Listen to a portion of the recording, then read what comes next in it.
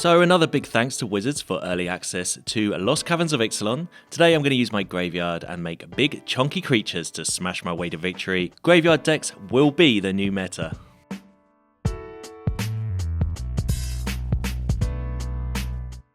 Hey everyone, Hex here, and today I want to see if a Graveyard Matters deck can be viable in Standard. But before I start, don't forget to like, and if you haven't yet, go ahead and subscribe below. It massively helps out, and I want to thank you all for the support that you give this channel. But onto this deck, and today we have some new tools to a decent deck that already exists. Let's start with the new cards. Firstly, Souls of the Lost. I started out a bit medium on this card, but oh boy have I been proven wrong. It's a 2-mana spirit with Fathomless Descent, which means its power and toughness are equal to the amount of permanent cards in your graveyard, and its toughness is equal to that number +1. As an additional cost to cast this card, you must sacrifice a permanent or discard a card. It's so unassuming at first, but quickly gets out of control. We're really leaning heavy into permanents in this deck, and as such only have 4 sorceries to really maximise this card. I'm also running Akawalli, I think I've said that right, the Seething Tower. Again, another new card. This time it's a 3/3 for free that says if you have Descend 4, so that's 4 or more permanents in your grave, it has +2/+2 and Trample, but it also has Descend 8, which gives another +2/+2 and kind of reverse menace, meaning it can only be blocked by 1 creature. All in all, for just 3 mana, you are potentially looking at a trampling 7/7, which is very hard for your opponents to handle. Because we're going to be playing with epically large creatures, we are also playing Skullspore Nexus. Had this card earlier in a fight rigging deck and it was insane, so I have to play it again. It's a 6 generic 2 green artifact that costs X generic less to cast, where X is the greatest power amongst creatures you control. And whenever 1 or more non-token creatures you control die, create a Fungus Dino token with base power and toughness equal to the total power of the creatures, and for 2 and tap, you can double target creature's power and toughness. There are so many words to these cards, but essentially cast this and hopefully win the game. The next 2 cards work so well together. Firstly, Squirming Emergence. This has got to be my favourite card in Ixalan so far. It's basically a 3-mana reanimation spell with Fathomless Descent again. You can return any target non-land permanent from your graveyard with mana less than or equal to the number of permanent cards in your graveyard. Surely this card is bonkers. I can't see any downsides to this card at all. We're not playing a dedicated reanimator deck today. I will save that for the full release this week. But the value that this 3-cost sorcery can provide is insane, especially as we're going to be running Chupacabra Echoes. It's another card that continues to impress me. It's a 3/2 4-drop that when it ETBs, target creature opponent controls get -X/-X until end of turn, where X is the number of permanent cards in your graveyard. I like discarding this early on with the Souls of the Lost, then reanimate it later in the game with our sorcery. Feel free to use it to block, then reanimate it again. It's just such a great value card. Lastly, although I'm not going all in on the reanimation, we are running Portal to Phyrexia as another reanimator target and another win condition. In our deck, we could get this out on turn 4 with the right cards. It is game winning when it enters the battlefield, and a card I'm happy to discard or mill early on. The rest of the deck you will have seen before in Cruel Somnophage, great ways to fill your graveyard, and the perfect turn 2 play for us. Urborg Lhurgoyf, that gets just bigger and bigger for each creature card in your graveyard, and can also help with the self-mill if you wish to kick it. We've got Old Rutstein to ramp, mill and block, and some Blanchwood Prowlers to mill even more cards. Deathbonnet Sprout is a perfect 1-drop for us today, and I'm also playing Surrak and Goreclaw.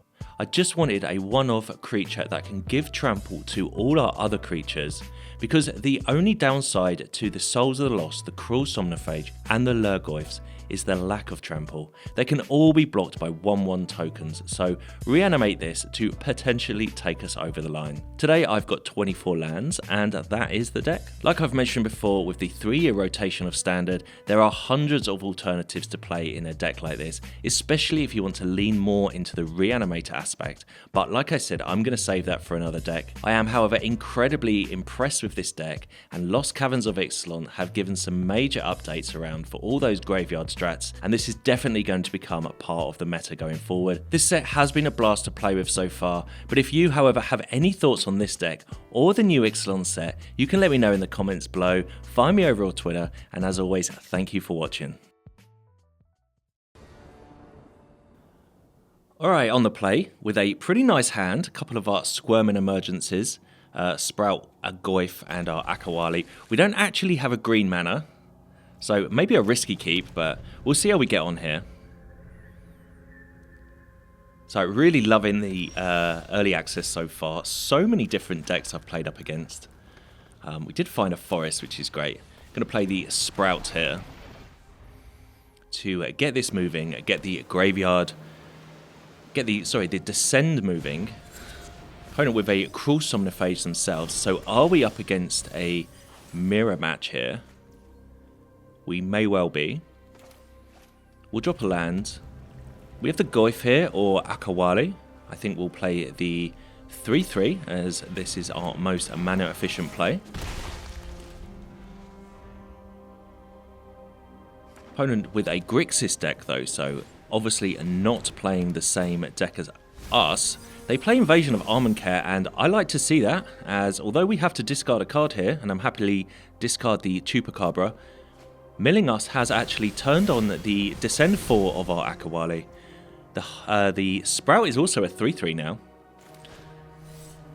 So I guess playing against mirror matches isn't actually a downside to our deck here. Goyf kicked will also put some more cards in our graveyard. So a really sort of fascinating start for us here. Very powerful, especially as we kept a hand with no green mana. But surely the opponent's going to be able to remove some of our cards here. That is a Souls of the Lost. So although we don't have one on the battlefield, you can see they've already got a 7-8 for just 2 mana. And another one, discarding the card, makes 2 8/9s. Alright, well, our Sprout here is going to have a chance to exile a card from their graveyard. Just checking the cards here. The Everflowing Well is in their graveyard there. Clearly we're going to take their creature, as that puts a counter on our Sprout, which is the Deathbonnet Hulk. But we can't really do too much with their 2 7/8s on the battlefield.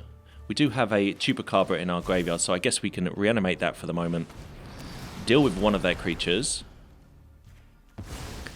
But this actually increases the stats on the other Souls of the Lost, so we'll just have to pass the turn there.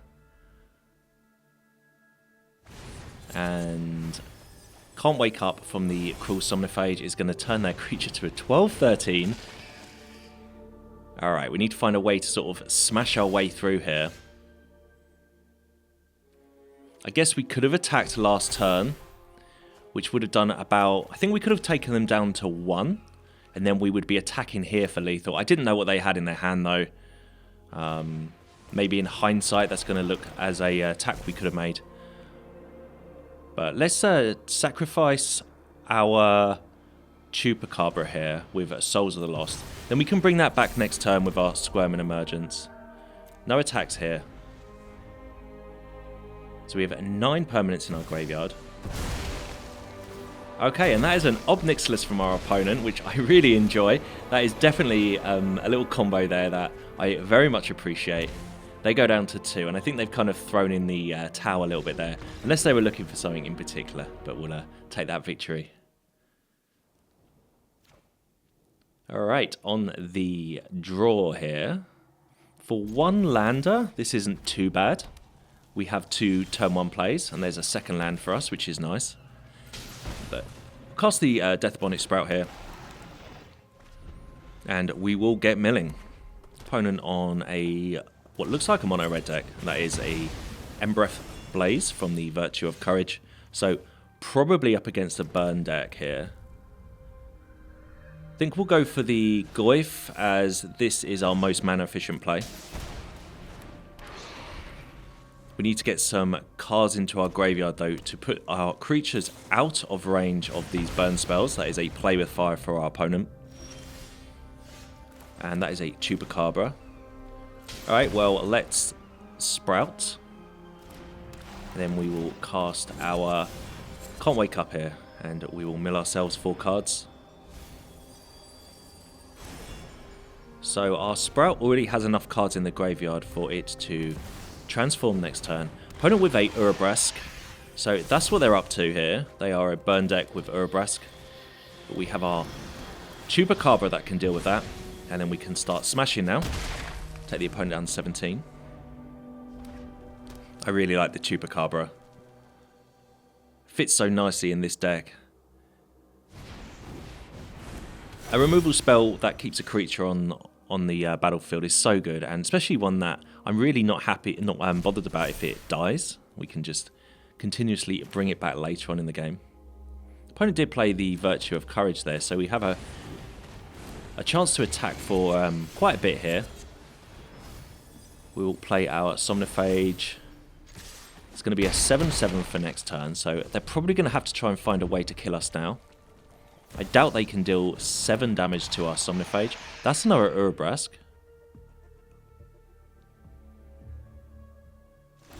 Can they just pass the turn? Don't really want to eat anything from our graveyard. We'll just take theirs. There's a Prowler. Well, I guess we cast that because that's going to mill 3 cards. And what do we mill? Creature, creature, creature. Alright, so our Somnophage is a 10/10 now, which is fantastic, which means they have to chump it.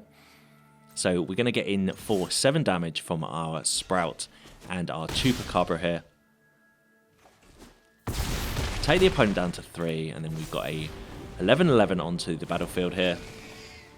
Alright, can they kill us? One thing I know about these sort of red burn decks, especially the Urborg ones, is yes, they might be able to. Let's play with fire to our face. We go down to 15. They get to exile top 2 cards of their library and play them. Due to their Virtue of Courage. Just another play with fire. Okay.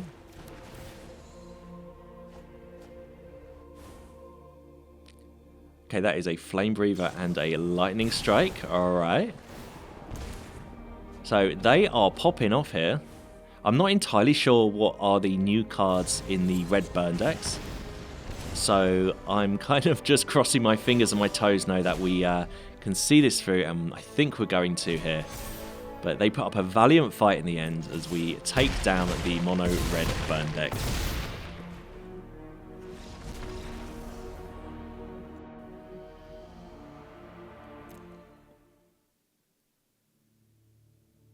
Alright, on the draw. Hand looks very reasonable here. Could do with a way, I was going to say, a way to fill our graveyard, and the Cruel Somnophage is exactly what we want to see. So up against a green and blue deck.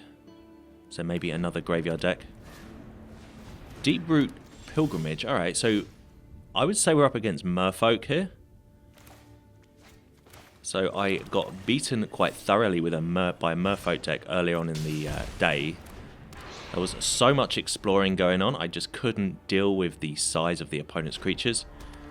So fingers crossed we can outpower their creatures as they have the Sentinel of the Nameless City. I'll put these cards up onto the screen as they are brand new to, or probably brand new to you, but they're definitely brand new to me. We will definitely drop our Old Rutstein here, see what we can mill. This is a creature, so our Goyf is now a 1/2. Went for the Rutstein as it's our most mana efficient play there. And they are going to explore immediately onto their Sentinel. So when this creature attacks or enters the battlefield, you create a map token. It has Vigilance, so that is it's just a decent creature, isn't it? It's just a decent creature that is very difficult for us to deal with. Run it with a Jade Light Spelunker. Okay. Okay, so the fact we have no real removal in the deck sort of lends us to either going for the strategy of getting this portal into our graveyard and reanimating it, or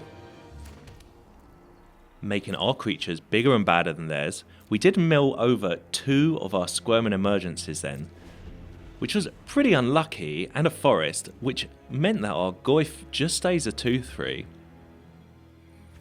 In our whole deck, we only have 4 sorceries.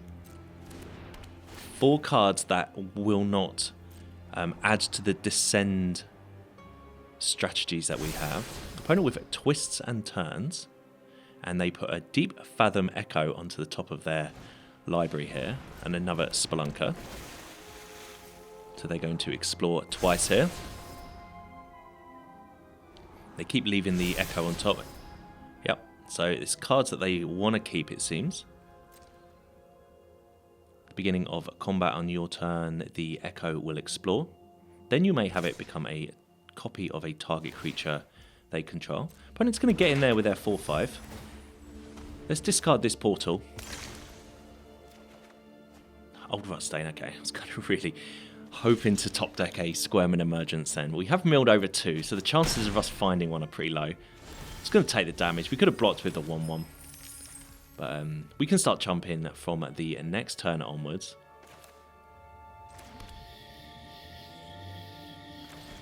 So we'll play our Souls of the Lost here, and we will... It's going to sacrifice the 1/1 actually. So this doesn't actually increase our Descend, but we still get a 6/7 on the battlefield, and we've got things we can cast next turn in our hand. I am pretty aggrieved that we don't have any reanimation spells in our hand. So we're just going to have to try and find a way to get bigger creatures as they do cast their Echo here.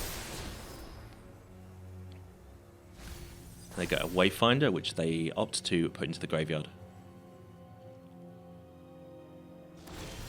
So the Merfolk deck I played up against earlier lent heavily on counter spells. This one seems to be leaning heavily on exploring. But let's drop our Akawalli here. It is a 5/5. We are currently descending by 7. So I'm going to Legend Rule our Old Rutstein. That pops another card into the graveyard. It found a forest as well. So I guess we're looking at maybe a hard casting portal next turn. Can we find a land? So we have 2 real opportunities to find a land. We either mill a land through the Old Rutstein, or we find one off the top to cast our portal. Yeah, that is our game plan right now. They've gone for another Echo.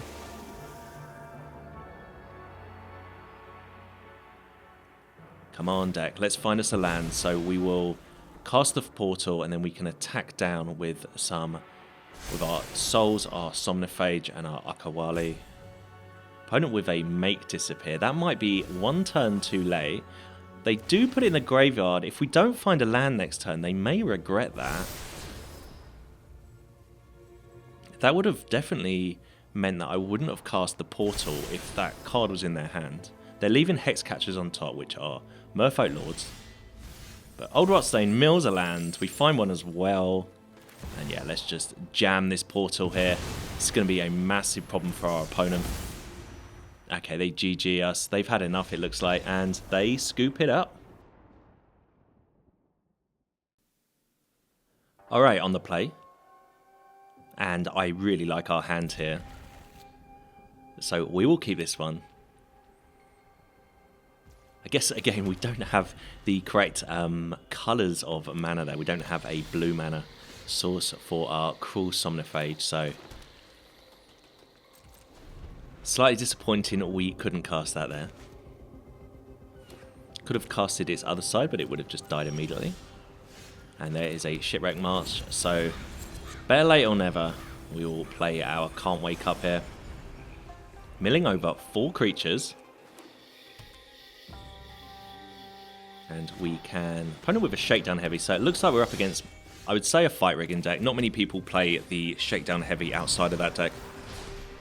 But its 4 toughness is nothing for that our Chupacabra cannot deal with. They surely didn't see that coming, especially as we now have a 3/2 on the battlefield. Whale of the Forgotten. I will pop that card onto the board here. That was a card I considered putting in this deck. And we will Cruel Somnophage it up, make a 5/5, tap the opponent down to 17. Another card I considered was the Ancient one.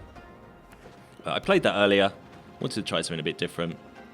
I think there's so many different sort of strategies to graveyard decks. There is an Ancient one for our opponent. I've been holding back this Besage because I kind of guessed that they were going to play Fight Rigging. And we will deal with the Fight Rigging before they have a chance to trigger the Fight Rigging during combat.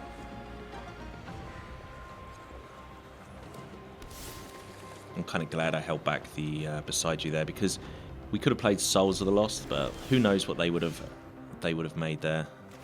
And the Ancient One doesn't actually block, so we will mill ourselves. Just the one creature there makes our Somnophage a 6/6. Attack our opponent down to 8. Souls of the Lost now we can drop. In fact, I'll go for the Somnophage. It's a 6/6. We'll keep the Souls of the Lost for something for a bit later, maybe. Keep it hidden from our opponent. Another Whale of the Forgotten. They are milling themselves here. Looking for a copy of Fight Rig, and I would suggest go for the Throat for them. The Ancient One still doesn't block. Virtue of Persistence gains them some life.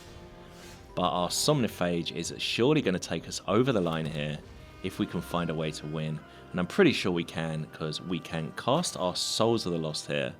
And as an additional cost to cast this card, we can discard one of our creatures, in this case our Goreclaw. Makes our Somnophage a 9/9, and we'll just cast the Chupacabra. But they scoop it up before we have a chance to attack. Alright, on the draw here, and our hand is okay. Opponent with a Mountain and a Goblin Tomb Raider. Alright, that is a card I have not seen today. But we'll play our Deathbonnet Sprout here as a 1/1. Doesn't block well there. 1/2. So are they on Goblins? Are they on Pirates? Surely it's Pirates. New set comes out and they are definitely going to be playing the Pirate theme deck. Subterranean Schooner for our opponent. It is an artifact, so the Tomb Raider attacks as a 2/2. I think we'll play the Prowler here. Mill us some cards. Not great, but we get to find a land. Attack the opponent for 1. So whenever this attacks, target creature that Cruder explores. Yeah, Cavern Souls, they are definitely Pirates. And Captain Storm, Cosmian Raider. And a Spyglass Siren. So loads of synergies here for them. Opponent is attacking for 6 here, and I think we are going to have a problem with this particular game here. There's not much we can do. I'm just going to chump for the moment, try and hang in there. We mill over another Sprout.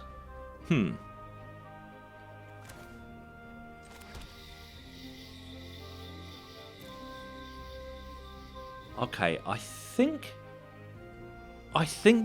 there is a chance we can win. We'll play the Akawalli here.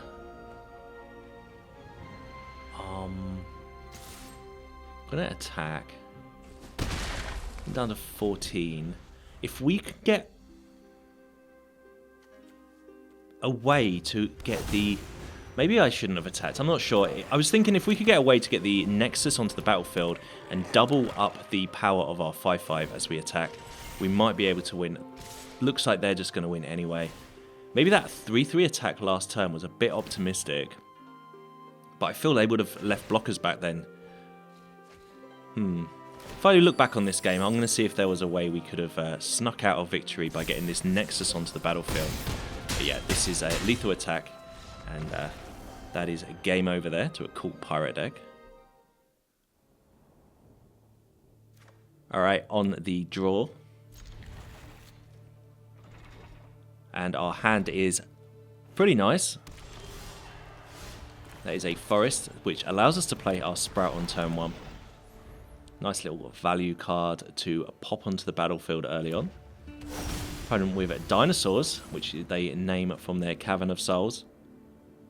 Okay, our land situation means that we can only play a tap lands, but we do get a chance to play the other Sprout. Could have played a tap land on turn 1, but I think the best way was to try and find a way to get a creature down. Opponent with a Stomper.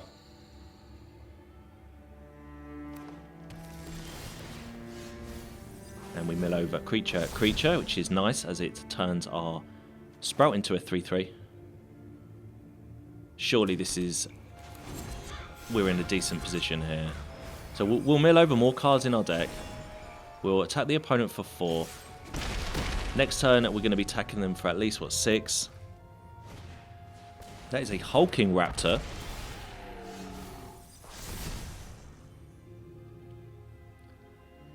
Okay, I don't really want to eat anything from my graveyard. I want to keep these as 3/3s. And I think we'll just go for the Goyf. And we'll also go for a Somnophage. I was debating whether to kick the Goyf there. We'll attack with the 3/3s. If they want to trade, I am fine with that. So our opponent's going to have a fair bit of mana this turn to play with. They're going to have 6, as the Raptor gives them 2 green mana in their pre-combat main phase. That is a Trumpeting Carnosaur, Discover 5. And they find an Invasion of Zendikar. I mean, that's probably one of our better... one of the better things that I can see. Although it does mean that their Stomper is now a 4/4. I was a bit worried that it was just going to be a massive dinosaur stuck in our way. Another Somnophage there. But we have our Chupacabra in the graveyard to deal with the Carnosaur, I guess. So let's play our Squirming Emergence here. It's going to do -7. And then we can smash with our 2 bigger creatures. Hold back the Deathbonnet Hulks as the Stomper can block nicely. This is 9 damage, so they have to make a block. And they trade with their Raptor. Okay.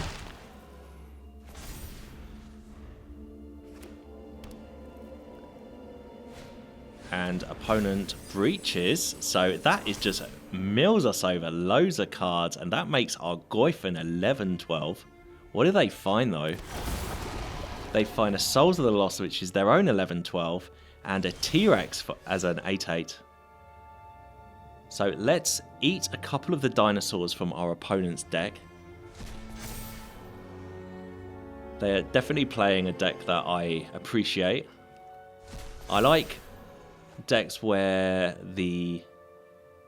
you play like a tribe. Dinosaurs is a pretty good deck, but they've obviously got a different aspect to it. They're playing the Jund version with Breach. I appreciate that, but I think we've got lethal here because we can just attack our opponent with the team.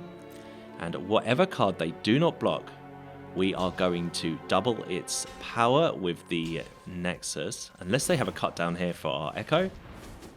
Doesn't look like they do. And we squirmed our way to victory at the end there against a pretty cool dino deck.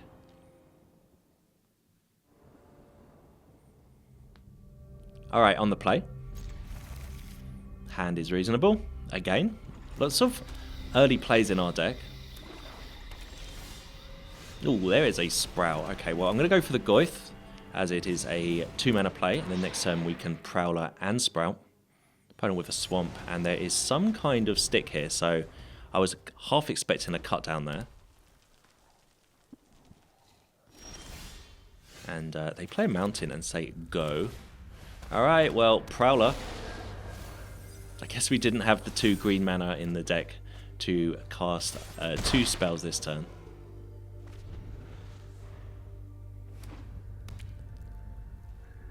Opponent not doing much, it looks like. So I wonder if they've got a plan to deal with all of our creatures here. But we'll deal with the... we'll play a Sprout. We'll mill ourselves.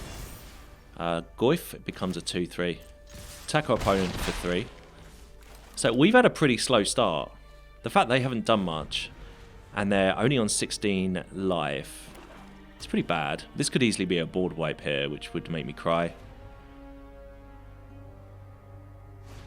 It is Rankle's Prank. Each player sacks 2 creatures. Alright, well, that's fine.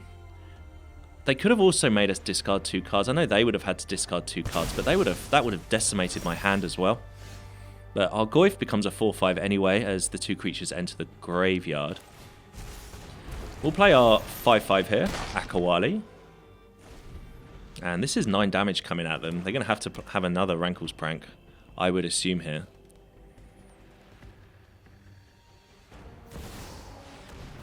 All will be one. Alright, so you got to expect them to be on the Millennium Calendar combo deck. Or the Obnixilis combo deck. But they're going to die here because our Blanchwood Prowler has milled over 3 creatures. And we can attack our opponent here for 13 damage. And pretty convincing victory there.